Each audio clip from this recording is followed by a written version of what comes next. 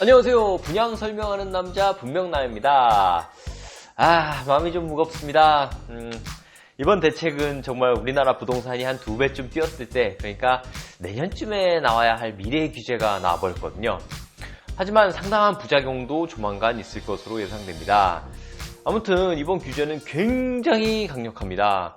일단 가장 큰 피해를 보는 지역이 수도권의 인천과 양주, 평택, 오산 지역일 것 같습니다. 특히 인천은 일부 지역이 조정지역도 아닌 투기과열지역이 돼버렸거든요.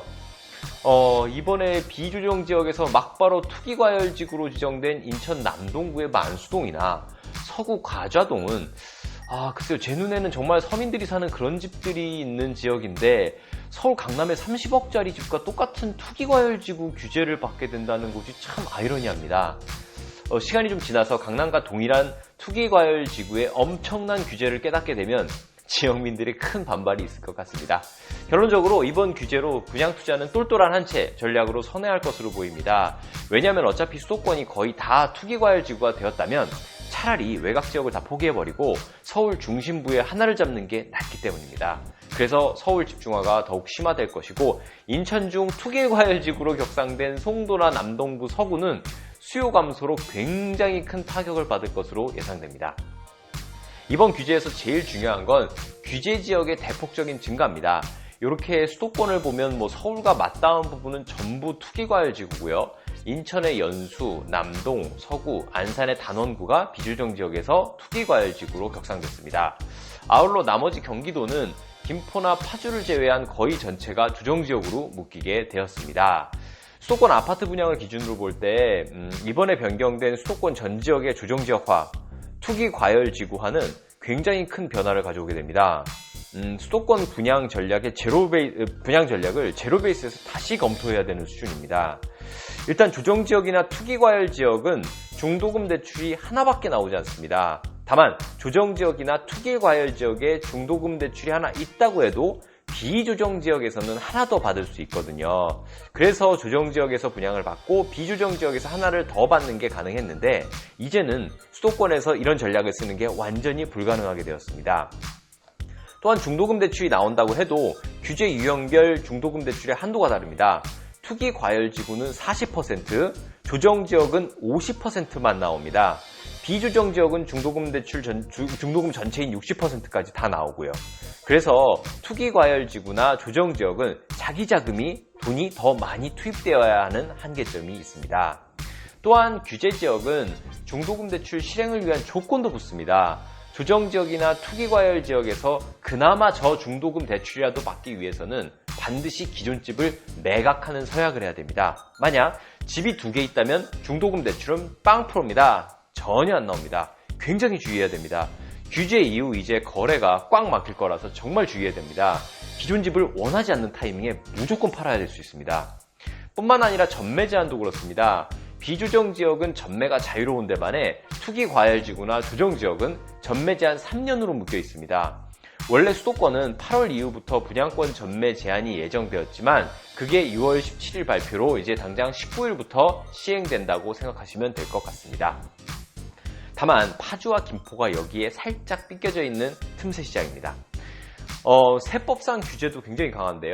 비조정 지역은 2년만 보유해도 1가구 1주택 비과세 혜택을 주지만 조정지역이나 투기과열지역은 반드시 2년을 거주해서 살아야지만 1가구 1주택 비과세 혜택을 줍니다. 이제부터 수도권에서는 그냥 사놓고 기다리면 1가구 1주택 비과세 혜택 받는 거 없다고 보시면 될 것 같습니다. 또한 양도소득세 중과도 감안해야 됩니다. 비조정 지역일 때는 주택이 있든 없든 상관없는데 이번에 조정지역 이상으로 묶이면서 이제 수도권에서는 2주택 이상이면 양도세 10% 추가, 3주택이면 양도세 20% 추가, 거기에다가 장기보유 특별공제까지 배제됩니다. 게다가 2021년 1월부터는 세법 변경으로 조정지역 주택 보유자가 분양권이 있다면 분양권도 세법상 주택으로 포함해서 모든 비과세 배제하고 양도세 중과합니다.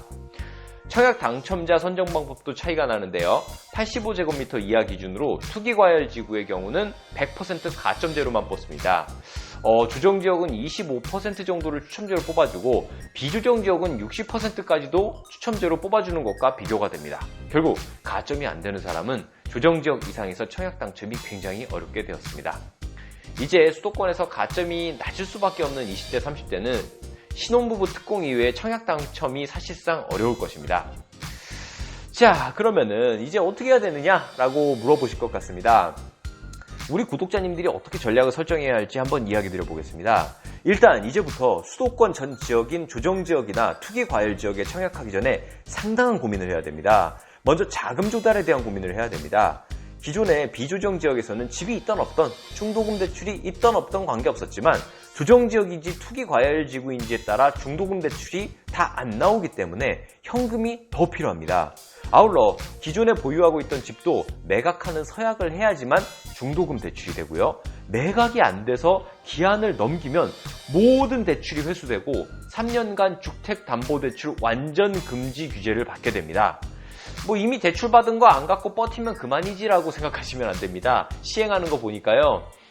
은행에서 바로 신용불량자 등재해버리더랍니다. 모든 신용거래와 사회활동 싹 막힙니다. 그래서 싸게라도 기한 내에 반드시 팔아야 됩니다. 조정지역 금융규제 어설프게 알고 청약했다가 정말 폭탄 맞습니다.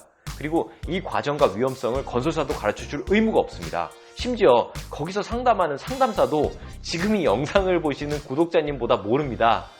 건설사는 깨알같은 입주자 모집 공고에 기재만 하면 책임 없거든요. 굉장히 주의하셔야 됩니다.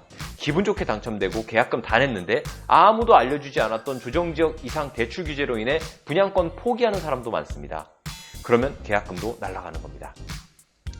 집주도 조심해야 됩니다. 미분양 집주비 돼도 수도권 조정지역 이상에서의 중도금 대출 규제는 그대로 적용됩니다. 아무 생각 없이 줍줍하면 대출 안 나와서 똑같이 계약금 날리실 수 있습니다. 결론적으로 이제 수도권 분양을 받기 위해서는 딱 한 개만 된다는 점, 그것도 지금의 지급을 매각하는 조건으로만 가능하다는 점, 중도금 대출이 나온다 해도 조정지역이면 최대 50%, 투기과열지역이면 최대 40%까지밖에 안 나온다는 점을 기억하고 추가적인 현금 조달 방안을 수립하셔야 됩니다. 그리고 투자자라면 이제부터 눈여겨봐야 할 곳이 김포와 파주입니다. 분명남 예측컨대 금방 조정지역 이상으로 규제될 것입니다. 여기로 다 몰릴 거거든요. 그래서 그 전에 막차 타야 됩니다. 파주는 GTX A 노선 운정 신도시 인근만 보시고요. 김포는 GTX D 물망에 오르는 지역 인근만 보시기 바랍니다. 그 이외에는 리스크 관리 차원에서 무시하세요. 여기는 비조정 지역이라 추천 물량도 많고 거래도 활발할 것이라 상대적으로 좋은 곳이라고 볼 수 있을 것으로 생각됩니다. 근데 여기도 아마 올해 말까지일 겁니다. 바로 조정지역 이상으로 묶이겠죠. 막차 타셔야 됩니다. 추가로 분양권 매매에 대해서도 설명 한번 드려보겠습니다. 지금 혼란한 타이밍에 좋은 위치의 분양권을 매입하면 어떨까 하는 생각을 가진 분이 많을 것입니다. 실제로 문의도 많으시고요. 규제가 시작되었으니 매물이 많이 나올 가능성이 크기 때문에 아예 지금 타이밍에 급매를 잡는 것도 좋은 생각입니다. 다만 이제부터는 수도권 분양권을 매수할 때 조심하셔야 됩니다. 기존에 거래 가능한 분양권을 보유한 사람에게 매입하면 매입 자체는 문제가 없습니다. 그런데 중도금 대출이 문제가 됩니다. 기존 분양권이 비조정 지역에서 조정 지역으로 되었다면 중도금 대출이 60%에서 50%밖에 나오지가 않습니다. 10%를 추가 현금 조달해야 되고요. 비조정 지역에서 투기과열지구로 되었을 경우는 중도금 대출이 60%에서 40%로 변경됩니다. 무려 20%의 자금을 추가로 현금 조달하셔야 됩니다. 또한 중도금 대출을 위해서는 조정지역 이상일 경우 반드시 현재 보유한 1주택을 매각하는 서약을 하셔야 됩니다. 2주택 이상일 경우는 안 나옵니다. 이런 거 모르고 덜컥 계약하고 대출 안 나오면 진짜 큰일 납니다. 좀 아는 중개사들은 대출 인수 옵션 조건을 붙이는데 이런 개념을 전혀 모르는 중개사가 태반이라 사고 날 수 있고 그런 문제가 굉장히 커집니다. 또 하나 알아야 될 게 거래 가능한 분양권을 매입한 뒤에 내가 다시 되파는 건 조정지역까지만 가능합니다. 투기과열지구로 격상된 곳에서는 내가 일단 한번 매입하면 더 이상 분양권 전매가 불가능합니다. 비조정 지역에서 투기과열지구로 격상된 곳은 딱 한 번만 분양권 전매를 허용해주기 때문입니다. 그래서 일단 매입하고 나중에 되팔자라고 생각하시면 절대 안 됩니다. 등기치고 이후 자금 조달 계획서를 포함한 대출 규제, 그러니까 6개월 내에 입주해야 주택담보대출 나오니까 거의 들어갈 살 생각까지도 마지노선을 잡고 매입하셔야 됩니다. 돈이 아주 많지 않다면요. 자, 오늘은 6.17 규제를 분양에 초점을 맞춰 한번 설명드렸습니다. 이 내용을 바탕으로 개인 상황에 맞춰 계획을 세우시는데 참고하시기 바랍니다. 오늘 영상은 여기까지 말씀드리고요. 구독과 좋아요, 알림 설정까지 해주신다면 남들보다 훨씬 더 유리한 정보 경쟁력으로 청약과 부동산 투자에서 이길 수 있게 도와드리겠습니다. 시청해주셔서 감사합니다.